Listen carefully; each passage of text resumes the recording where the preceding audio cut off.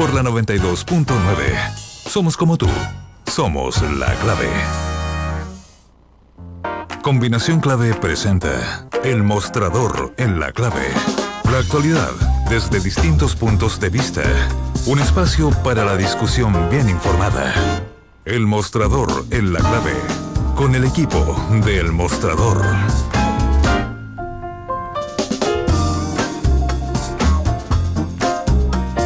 Estamos de vuelta y ya tenemos a nuestros representantes del Mostrador en la sección El Mostrador en la Clave, Mirko Macari y Santiago Escobar. Muchas gracias a ambos. Bueno, podemos seguir un poquitito por lo que estábamos conversando con Marisa Navarrete y después damos paso a otro tipo de noticias. Por segunda vez, el gobierno da una señal que está de acuerdo con lo obrado por el Servicio de Impuestos Internos, justo cuando correspondía que vinieran una serie de potenciales querellas que incluso involucraban al propio gobierno, a su precampaña, allá el exministro del Interior y quién sabe hasta dónde se llegaba en esa situación. Y el Servicio de Impuestos Internos dijo que no va a pasar en forma de querellas al Ministerio Público esto para que se investigue.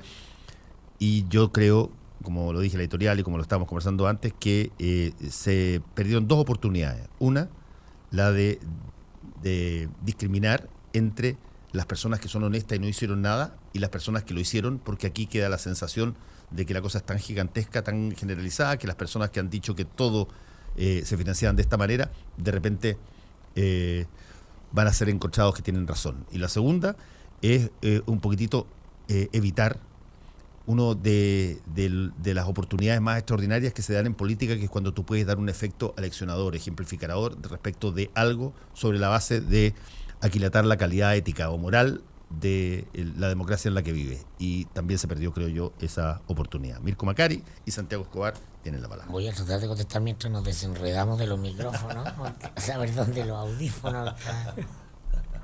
Está más enredado que el caso del servicio. Está más enredado que el caso del servicio. Mira, este es tuyo, Chavo, y lo tengo puesto yo, así que te lo paso. Ya, muchas gracias. O sea, yo creo que lo que tú comentas, Fernando, tiene que confirma la posición del gobierno de que el primero Servicio de Impuestos Internos no se manda solo en este tema, de que esto hay un diseño político que viene de un tiempo a esta parte. Luego están los dichos de la vocera y los dichos ayer del ministro de Hacienda, que es en teoría el superior jerárquico del servicio, saliendo a respaldar al director Fernando Barraza. Y por lo tanto a mí me queda clarito el panorama de que esto viene lo conversamos acá, viene diseñado desde que Burgos fue ministro del Interior y asume justamente en medio de una crisis que significó la salida de Rodrigo Peñailío y de Michel Lloret. Entonces el diseño es poner un cortafuegos, porque si no esto no se para nunca. Así, contémoslo, los auditores se organizan las estrategias de defensa comunicacional y política. Para eso hay ingente industria, control de daño en algunos una ingente industria de asesoría, y efectivamente se denomina control de daño, y eso implica, por sobre todas las cosas, poner un coto, decir ya cómo impedimos que esto vaya más allá de lo que ya está perdido en la batalla. Y entonces se urdió un discurso de interpretación restrictiva de las normas, que lo explicaba muy bien Maritza Navarrete, y porque las leyes no son decisivas, o sea, las leyes dependen de cómo se interpretan. Más importante que las leyes son siempre los mecanismos de interpretación de las leyes o de las normas, y en este caso se diseñó este mecanismo restrictivo de interpretación restrictiva de las facultades penales del Servicio de Impuestos Internos, y por algo está Bernardo Lara en la subdirección jurídica. ¿De dónde viene ese señor Bernardo Lara? Viene del directorio de la Fundación Dialoga, la fundación de la presidenta Bachelet. Estaba ahí con una opinadora habitual de política, la señora Clarisa Hardy, que es la presidenta del directorio, y en el directorio está el señor Bernardo Lara. Entonces para mí es más claro echarle agua, o sea, no, lo que además hay es una voluntad de resistir. Yo creo que con qué no contaba este diseño, y deben haber sonado los teléfonos Ricardo Solari, con el reportaje de TVN, del domingo, que incluía una entrevista a Michel Llorrat, y eso levanta comunicacionalmente el tema, porque la tele tiene esa gracia. Amplifica rápido. No solo amplifica, masifica, sino que impacta en la memoria de construcción de opinión pública, que es una memoria a corto plazo. Yo siempre sostengo que la gente no se acuerda más atrás de 2 semanas lo que ocurrió. Entonces, bueno, ahí vienen los colegas, se subo periodistas que dicen, no, pero si esto salió, Llorrat dijo lo mismo que pasa hace 2 años.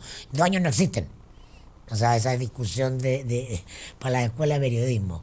Entonces, sobre todo no existe cuando no se hizo nada al respecto de esa primera serie de declaraciones. Claro, y además el contexto en que vienen estas declaraciones de Llorrat, amplificadas por el medio televisivo, permiten justamente armar piezas al que está mirando esto desde su sofá, desde su cama, como espectador, parte de la opinión pública.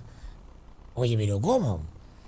Justo en la semana en que el Servicio de Impuestos Internos anuncia que no hay querella, sale el ex director diciendo que hubo presiones políticas, no se suma en un caso que es comunicacional y no es legal. Entonces yo creo que iba todo bien para el gobierno en este diseño de impunidad de los casos de platas políticas que ya no están en la fiscalía, y iba bien con la venia, digámoslo, tácita del fiscal nacional, ¿no? Que sale rápidamente a decir, entonces no podemos hacer nada. Sí puede hacer, si usted tiene la voluntad política de hacerlo, puede hacerlo.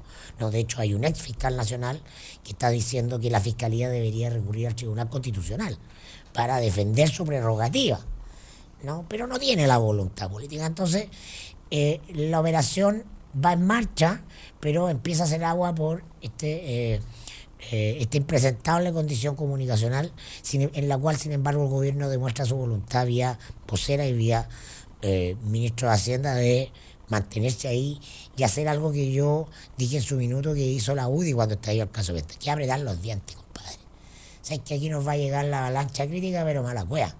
Es parte del diseño, apretáis los dientes y te aguantáis. Listo. Si ya va a pasar el tiempo, hay la agenda otra cosa y se acabó. Yo eso lo llamo vergüenza.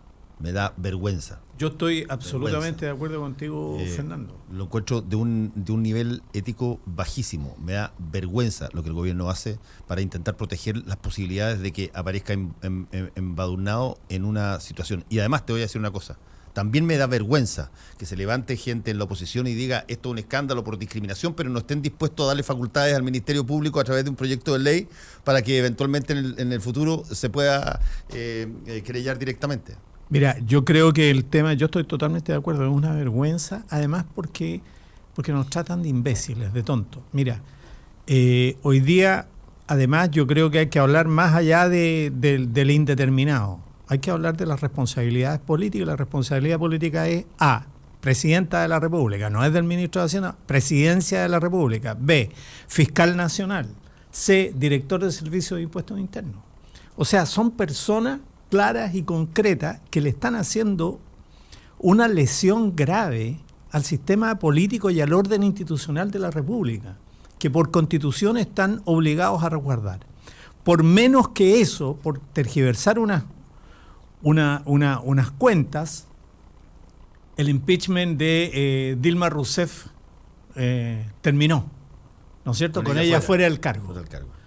Pero lo que está ocurriendo aquí es realmente un golpe blanco a la justicia, porque equiparar en cualquier Estado de Derecho, equiparar las reglas de persecución de los delitos tributarios, que son delitos hacendatarios, que son de recolección de plata, y básicamente, como dice el Código Tributario, procedimientos administrativos, que hasta el cansancio lo mencionan los diferentes artículos de ese código y en la parte procedimental, con el imperio del Estado para perseguir los delitos, es decir, con el derecho penal, que es exactamente la última ratio de un Estado democrático, ¿no? Además, asumir que los delitos que se han cometido pueden ser borrados por un organismo administrativo cuando la Constitución dice que son los tribunales de justicia, junto con el propietario de la acción penal, que es el Ministerio Público, y que no puede, bajo ningún punto de vista, asumir posiciones de judiciales, ¿ah? Abdica. Sino que tiene que perseguir. Bueno, esto se están riendo en la cara de nosotros. Esta es la crisis institucional definitiva del país, porque nos estamos quedando sin justicia, Fernando. O sea, nos estamos quedando realmente con una discrecionalidad política dentro del Estado de Derecho que no tiene nombre, y lamentablemente no tenemos ni un solo locus institucional, excepto uno que no se ha tocado. Tú lo acabas de mencionar, el Tribunal Constitucional. Mirko lo mencionó. El Tribunal Constitucional, nos guste o no nos guste la composición y el carácter de órgano político que tiene, de tribunal político, pero no ha sido llamado a terminar con esta controversia si el famoso artículo 162 del Código Tributario manda más que la Constitución Política y que el 83 de la Constitución Política. Por favor. Ahora, dime una cosa, díganme ustedes dos. El Tribunal Constitucional es un organismo cuoteado. Y es un organismo cuoteado, sancionado y visado por los partidos políticos que tienen representación parlamentaria y particularmente en el Senado. ¿Por qué razón crees tú que no fueron parte o no serían parte del mismo acuerdo al que hace mención Mirko, en el sentido de controlar el daño por la vía de no generar querellas para que el Ministerio Público investigue? Eventualmente podría salir un fallo, es cierto, no sabemos eso, es una suposición, podría salir un fallo que vaya concordante con favorable al servicio. Favorable al servicio de impuestos internos, y ahí se acaba todo, digamos. Pero mira, es que para cualquier abogado, lo digo es vergonzoso asumir esta posición. Esto que estamos conversando, en todos los estudios jurídicos, en todas partes es una regla que los tipos dicen, oye, pero ¿cómo van a estar equilibrando o poniendo por sobre las capacidades y las competencias penales una cosa que es hacendataria, que tiene que ver con la recolección de lucas? Que lo dicen además abiertamente. Entonces, ¿qué es lo que pasa? Que el Tribunal Constitucional, por más político que sea, tiene nombre y apellido. Los jueces votan fundadamente y no podrían escatimar, por más que traten de hacer bloque y tal vez tratar de empatar este verdadero robo institucional que se ha hecho en el país. Por eso es vergüenza. Yo comparto los criterios de la indignación. El Tribunal Constitucional para lo que está es para velar por la supremacía jerárquica de la norma constitucional. De la norma constitucional. Por sobre otro tipo de normas. O sea, está en el espíritu de cualquier tribunal. Yo creo que pierden el servicio de impuestos internos. Intentar mantener esa prerrogativa que justamente les da razón de ser al tribunal mismo. O sea, eso no significa que se vaya a ganar, porque siempre se puede operar políticamente y eso no es descartable. Pero ya el fierro caliente queda en otra parte. O sea, la Fiscalía se apresura a no detonar eso porque sabe que, imagínate la expectación que habría en torno a ese fallo, ¿no? La presión que había en torno a ese fallo. Entonces, todo esto se hacía antes sin problema. Hoy día tiene un campo minado que se llama sociedad de la imagen, esta pecera donde estamos todos mirando y opinión pública. Entonces tienen que moverse con cuidado, y cuando ya no hay más margen para salirse del foco, simplemente apretar los dientes, como te decía. O sea, ya aquí nos comemos hasta que la agenda cambie a otra cosa, porque eso sí es cierto, la agenda siempre va a cambiar a otra cosa. No se sostiene mucho tiempo un tema. Entonces vamos a hablar esta semana y a la otra nos vamos a haber olvidado, porque vamos a estar en la DC y pasamos. Efectivamente, yo tengo un amigo mío, abogado, que dice que este país no resiste dos eventos de alto impacto simultáneos. El que llega después mata al anterior y lo hace olvidar y desaparece de lo que hasta cierto punto de vista es cierto. Las cosas te duran poco, pero el punto, yo insisto, porque estamos en un momento de campaña electoral, que es cuando se hacen gárgaras con las bondades de los chilenos, la forma de escoger, los derechos que tenemos, las promesas de campaña para mejorar el estatus de la vida, y dentro de eso, creo yo, pero en una forma tutelar, debieran estar las oportunidades que se brindan para dar lecciones ejemplificadoras respecto de, por ejemplo, las personas que atentan contra el servicio, contra el Estado democrático, que atentan contra la ley. Y en este caso particular, que está todo dado para que efectivamente se pueda generar un antes y un después en materia de financiamiento de la política, no se va a dar. Y no se va a dar en gran medida porque esto puede afectar la pre-campaña de la presidenta Bachelet y puede afectar a otras personas que van a reclamar, pero que van a estar de acuerdo con lo que hace el Servicio de Impuestos Internos porque también les toca a su sector. Ahora está Fernando, el tema básico es que además tú ves cómo se empiezan a correr, cómo ciertas discusiones aparentemente incluso de tinte humanitario, como el no someter, por ejemplo, las víctimas a sesiones abiertas o televisadas, etcétera, se va ampliando, se va corriendo a los imputados que tampoco pueden, aunque el ser imputado es un hecho, y vamos a terminar con que los que pueden ser imputados, entre los que están candidatos presidenciales, en lo que hay parlamentarios, etcétera, no van a aparecer en la tele. Y como decía recién Mirko, lo que no está en la tele no es verdad. Y entonces hay que tratar de sacar de la tele cualquier tema que nos involucre. Esto es parte del acuerdo de por qué esto se le baja el perfil o se controla por todas partes. Porque es la élite política completa. Y tú tienes razón, hay unos que no lo han hecho, ¿me entiendes? Pero están pagando porque no han sido capaces de hacer funcionar ni las comisiones de ética, ni los reglamentos internos de las corporaciones, y luego se ha obviado el hecho fundamental, que la forma de reproducir el poder político en democracia, mediante las elecciones, mediante el ejercicio del voto, ha sido licuado por las empresas, porque han comprado directamente no solamente disposiciones o votos sobre leyes específicas, sino que han financiado las campañas políticas para que se elija A y no se elija B. Y eso es una lesión al corazón del funcionamiento del sistema. Y entonces, ¿quién le pone el cascabel al gato? Sin embargo, otra noticia que no está tampoco de titular uno, pero está siendo comentado es las asesorías que prestó Giorgio Martelli a OAS. Fue llamado a aclarar en el marco OAS. Marco OAS, me estamos refiriendo al caso brasileño de la empresa Odebrecht. Claro, la empresa qué sé yo, de obras públicas brasileña. La más grande. Sí. Y entonces ya saltó, ya llegamos acá con vínculo en Chile. Hay asesoría de Giorgio Martelli a OAS. Primera declaración, mentira absoluta, ¿no? Asesoría personal, no tiene nada que ver con la campaña.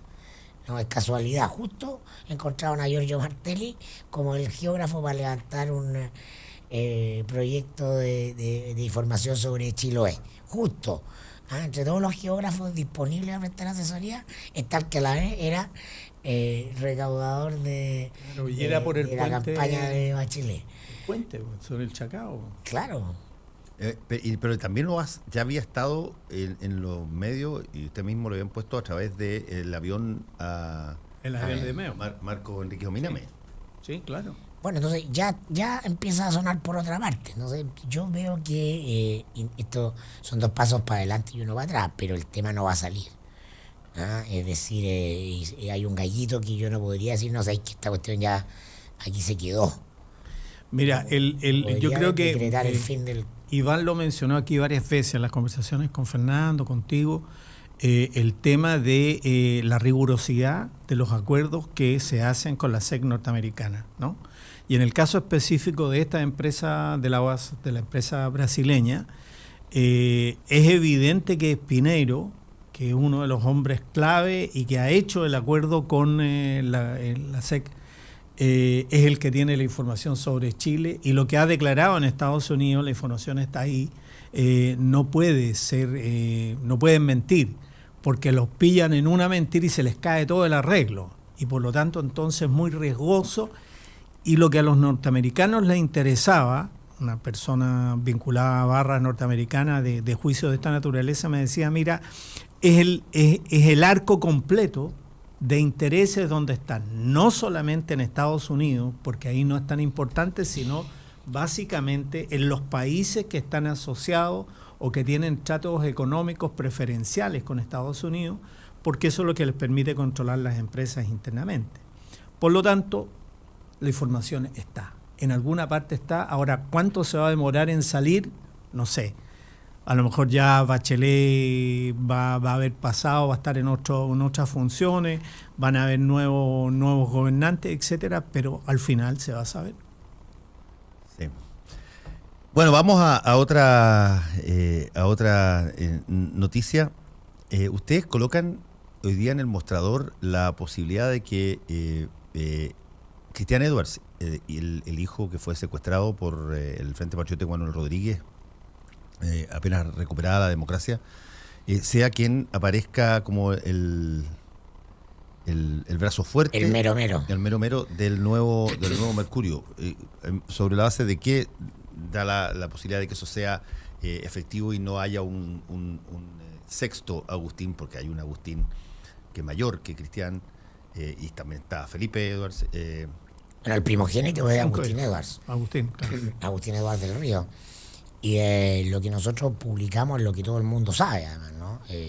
Lo que vimos en los poderes. El poder notarial privado, que mediante el cual la sociedad periodística, el Mercurio, ha mandatado reiteradas veces la concentración de las facultades discrecionales en la persona de Cristian Edwards, ¿no? Y en la nota viene explicado, ¿no? Las reuniones desde el 2011 hasta el 2016, donde ese poder se ha ido concentrando. Primero partió como un poder que se repartía entre Cristian Edwards y el entonces gerente general histórico del Mercurio y hombre de confianza de Agustín Edwards, Johnny Kulka, ¿no? Y finalmente ya en 2016, con otro cambio estatutario mediante el 2013, concentrando todo ese poder de acciones, de la acción, no me acuerdo bien el nombre técnico, se llama la acción clase A, en definitiva, en ese tipo de sociedad. El poder A.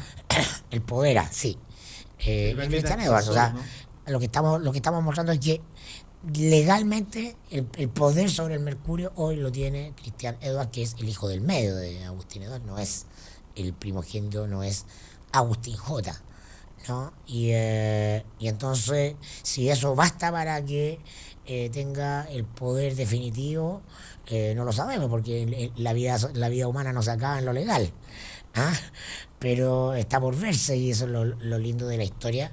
Pero viene, entre todo lo que las personas, que tú lo sabes bien, Fernando, todo lo que estamos siempre informados, lo que está pasando en los medios, sí es cierto que el poder real ya en el Mercurio estaba en buena parte en manos de Cristian, salvo que Cristian no entraba a las facultades del director periodístico nombrado por su padre, Cristian Segers Aristía. ¿Va a haber un cambio en la dirección del Mercurio? Ahora no sé. A mí en una comida en TVN me comentaron que habían visto en algunos cafés en el Sheraton a Cristian Bofill con Cristian Edwards. Lo que ya daba a especular, pero bueno. Pero mira, yo creo que yo comparto ese criterio, ¿no? O sea, es como que le hicieron el paseo por todos los cargos importantes del 2011 para acá, cuando reemplaza a Kulka como interino, etcétera, ¿no? Cuando se queda solamente la vicepresidencia ejecutiva. Y incluso en ese primer cambio ya se merman 3 atribuciones que tenía el presidente, porque el poder que tenía Agustín Edwards Etzman era del año 74, ¿no? El poder de la sociedad. Pero le quitan 3 atribuciones que tienen que ver básicamente, que son atribuciones que yo diría, mirando el contexto de lo que es el poder, sobre aspectos periodísticos de la empresa, absolver posiciones, asumir responsabilidades derivadas de situaciones de esa naturaleza. Son 3 las que le quitan. Eso es una cosa. Y lo segundo es que yo creo que históricamente el poder en el Mercurio, si bien Agustín Edwards muerto ha sido la cabeza durante un tiempo muy largo, no hay que olvidarse que en la época de la Unidad Popular además hubo mucho ruido con la hermana de él, con la Sonia Edwards, muy amiga de Carlos Altamirano, ¿no? En esa época, y que le hacía ruido y le metía presión desde el gobierno mientras este caballero estaba en la Pepsi-Cola en Estados Unidos, ¿no? Y hacía ruido en el directorio porque esa es una empresa familiar.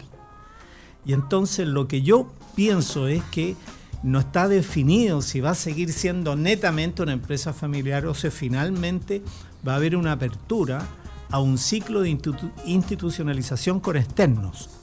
Pero hasta este momento es una empresa familiar. O sea, sí.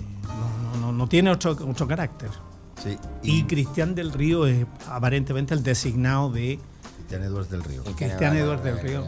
El designado. Hay montones de rumores que están circulando. Yo ese Cristian Bofill no lo escuché el de Andrés Benítez, que de pronto renuncia a la universidad. Yo había escuchado que Benítez se iba allá al gobierno de Piñera, ¿no? Porque ya están, puede ser, se están dando puede por ser, ganado. pero hoy día cualquier persona que hace algo que hasta hace 2 semanas no parecía pensado, lo van a asociar, sobre todo porque fue bastante regalón de Agustín Edwards, editor de Economía y Negocio, director de La Última Noticia, eventualmente podría llegar. Viene del grupo Edwards. Porque lo que aparentemente todos coinciden es que Cristian Seges no va a seguir de director de Mercurio.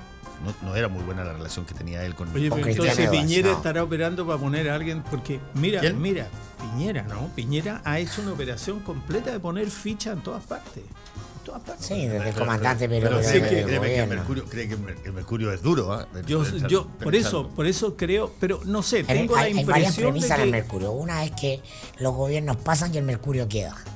Entonces, la autoimagen de poder del Mercurio es muy superior a la que pueda tener algún presidente en un determinado momento. político, sí. Ahora, eso puede cambiar, siempre puede cambiar, es cierto. Pero tú yo lo no dijiste, creo. pero muy grande el vacío, ¿no? O sea, el vacío que deja el caballero desde el punto de vista de la autoritas dentro de la empresa. Sí, del Pero- peso que tenía. Del O sea, peso que tenía. lo que todos sabemos es que Cristian Edwards fue construyendo un poder que era total, salvo al área periodística que no solo encabeza Cristian Seger, sino que además tiene otros varones, ¿no? Como Juan Jaime Díaz, porque funciona el área periodística del Mercurio como un como un mundo feudal, como un mundo feudal. Y entonces ahora la pregunta es, ¿va a ejercer todo ese poder Cristian Edwards sobre el área periodística? ¿Cuándo? ¿Qué va a hacer? ¿Ah? Porque esa es el área donde él nunca se metió esperando hay este que momento. esperar. Esperando este momento que era el fallecimiento de su padre. Hay que esperar por esa escena memorable, extraordinaria, esa última escena del Padrino 1, cuando... En la misa. No, la escena final. Ah, la final. La final cuando esa cámara sigue a personas que van a darle el pésame a la familia porque se ha muerto Vito Corleone, y de pronto en una puerta entornada se ve como Michael Corleone, Al Pacino, empieza a recibir el beso en el anillo de todos los capos individuales para ungirlo como el nuevo Don, como el nuevo padrino. Esa escena es fantástica. Porque le miente a su mujer, ¿no? Porque Le miente a su la mujer va de salida. le miente a su Claro, mujer. sí, ¿no? Bueno, después la segunda película matan al hermano. No, hay toda una cosa, pero ese momento en que se unge y se reconoce al nuevo capo de Tutti Capi es pero portentoso en esa primera muestra de la saga del Padrino. Y eso va a llegar en algún momento, alguien va a tener que ser ungido como el seguidor. Bueno, son 4 accionistas, ¿no? Los dueños de las acciones son 4, ¿no? Eso es lo que yo entendía, que son 3 de la familia, bueno, no toda la Sí. familia tiene, pero son 3 los principales más Un tipo de acción viejito. que sí. Muchas gracias a Mirko Macari y Santiago Escobar por el mostrador en la clave. Nos vemos, Fernando. Chao. Volvemos.